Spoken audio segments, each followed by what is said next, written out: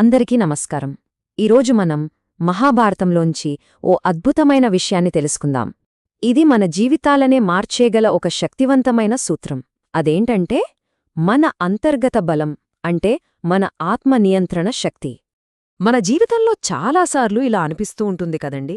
అంత మన చేతుల్లో నుంచి జారిపోతున్నట్టు, మన కంట్రోల్లో ఏమీ లేనట్టు, భవిష్యత్తు ఏమవుతుందో, రిజల్ట్ ఎలా వస్తుందో అని ఒక రకమైన టెన్షన్, ఒక ఆందోళన మనందరం ఫేస్ చేసేదే ఇది కదూ.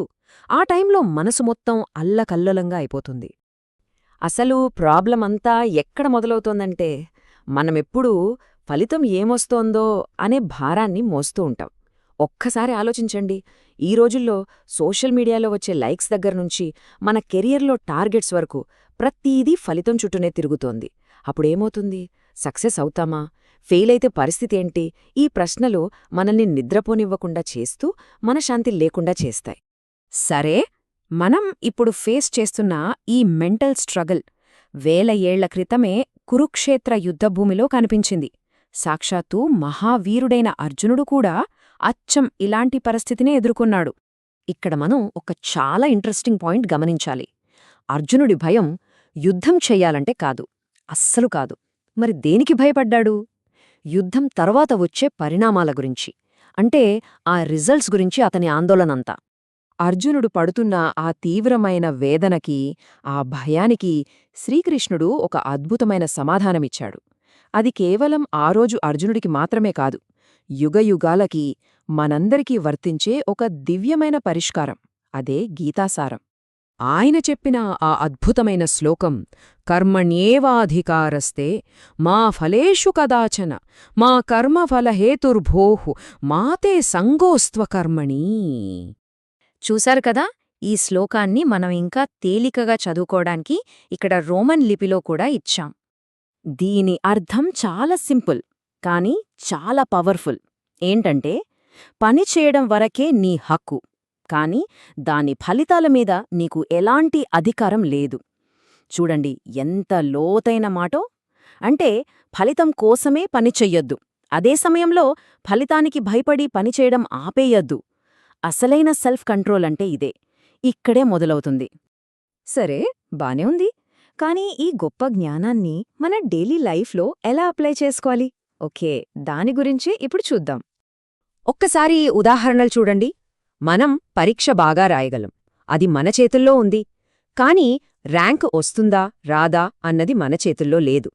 మనం ఆఫీస్లో చాలా కష్టపడి పని చేయగలం, అది మన డ్యూటీ. కాని ప్రమోషన్ వస్తుందా రాదా అనేది మన కంట్రోల్లో ఉండదు. అలాగే మనం ఒకరికి ప్రేమ, గౌరవం ఇవ్వగలం, కాని వాళ్లు తిరిగి మనకిస్తారా లేదా అనేది మనం కంట్రోల్ చేయలేం. నిజానికి మన లైఫ్లో మనం పడే బాధల్లో ఒక 90% బాధలు మన కంట్రోల్లో లేని ఈ రిజల్ట్స్ గురించే అతిగా ఆలోచించడం వల్ల వస్తాయి. ఒక క్షణం ఆలోచించండి, ఇది నిజం కాదా?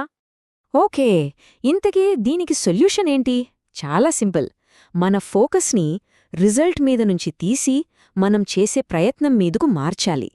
అప్పుడు చూడండి, మన జీవితంలో ఒక అద్భుతమైన మార్పు మొదలవుతుంది. ఇక్కడ చూడండి, ఈ రెండింటి మధ్య తేడా ఎంత స్పష్టంగా ఉందో. మన ఫోకస్ అంతా రిజల్ట్ మీదే ఉందనుకోండి, ఏమవుతుంది? భయం పెరుగుతుంది, స్ట్రెస్ ఎక్కువవుతుంది, ఇతరులతో పోల్చుకోవడం మొదలవుతుంది. కాని అదే ఫోకస్ని మనం చేసే ప్రయత్నం మీద పెట్టామనుకోండి, మనసు ప్రశాంతంగా ఉంటుంది, మనం చేసే పని ఇంకా బాగా చేస్తాం, గ్రోత్ అనేది న్యాచురల్గా వస్తుంది. అన్నిటికన్నా ముఖ్యంగా మన ఇన్నర్ స్ట్రెంగ్త్ పెరుగుతుంది. అయితే ఇక్కడ ఒక కన్ఫ్యూజన్ రావచ్చు. చాలామంది దీన్ని తప్పుగా అర్థం చేసుకుంటారు. ఇదేదో సోమరితనంలాగా, రిజల్ట్ గురించి పట్టించుకోవద్దు అంటే పనిని కూడా లైట్ తీసుకోవాలేమో అనుకుంటారు. అస్సలు కాదు. కృష్ణుడు చెప్పింది అది కాదు. ఆయన చెప్పిందేంటంటే, నువ్వు చేసే ప్రయత్నాన్ని 100కి 100% శ్రద్ధతో చెయ్యి, కాని ఆ తర్వాత వచ్చే ఫలితాన్ని మాత్రం దేవుడికి, ధర్మానికి వదిలేయి. ఇదే అసలైన ధైర్యమంటే. అంటే ఈ జ్ఞానం ఏదో పుస్తకాల్లో చదివి వదిలేసే ఫిలాసఫీ కాదు, ఇది నిజమైన మెంటల్ ఫ్రీడమ్కి దారి. ఈ స్వేచ్ఛ మనకి దొరికినప్పుడు మన రిలేషన్స్ బాగుపడతాయి, తర్వాత బాధపడాల్సిన అవసరం రాకుండా ఉంటుంది. ఇది ఎవరికి వర్తిస్తుంది? నిజానికి అందరికీ. పరీక్షల గురించి టెన్షన్ పడే స్టూడెంట్స్, ప్రమోషన్ల కోసం ఎదురుచూసే ఎంప్లాయీస్, పిల్లల భవిష్యత్తు ఏమవుతుందో అని ఆందోళన పడే తల్లిదండ్రులు, ఇలా ప్రతి ఒక్కరం ఈ ఫలితమనే భారాన్ని మోస్తున్నాం. కాని ఒక్కసారి ఆలోచించండి, మనం చేయాల్సిన పనిని మనం పర్ఫెక్ట్గా చేసినప్పుడు రావాల్సిన సరైన ఫలితం దానికదే వస్తుంది కదా. ఒక్క మాటలో చెప్పాలంటే, మనం ఎప్పుడైతే రిజల్ట్స్ వెంటపడటం ఆపేస్తామో అప్పుడు మనం మన పనిని ఎంజాయ్ చేయడం మొదలుపెడతాం, జీవితాన్ని గెలవటం మొదలుపెడతాం. సరే, ఇప్పటిదాకా మనం చాలా విషయాలు మాట్లాడుకున్నాం కదా. ఇప్పుడు ఒక్కసారి మన గురించి మనం ఆలోచించుకుందాం. ఇప్పుడు కొన్ని ప్రశ్నలు మనల్ని మనం వేసుకోవాల్సినవి. మొదటిది, మన లైఫ్లో మనం అనుకున్న రిజల్ట్ రానప్పుడు కోపంతోనో ఆందోళనతోనో ఎవరినైనా ఏదైనా అనేసి లేదా ఏదైనా చేసేసి ఆ తర్వాత అయ్యో అనవసరంగా అలా చేశానే అని ఫీలైన సందర్భం ఉందా? ఆ కోపం వెనుక కారణం మనం ఆశించిన ఫలితం రాకపోవడమే కదా. ఇక రెండో ప్రశ్న, ప్రస్తుతం మనల్ని బాగా స్ట్రెస్ చేస్తున్న ఏదైనా ఒక సిచ్యువేషన్ని తీసుకోండి.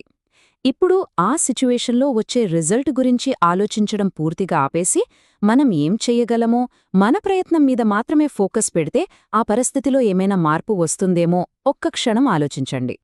చివరగా మూడో ప్రశ్న, మనం మాట్లాడుకున్న ఈ మెంటల్ ఫ్రీడమ్ అంటే రిజల్ట్ గురించి భయం లేకుండా బ్రతకడం అనే ఐడియా, దీనిమీద మీ అభిప్రాయమేంటి?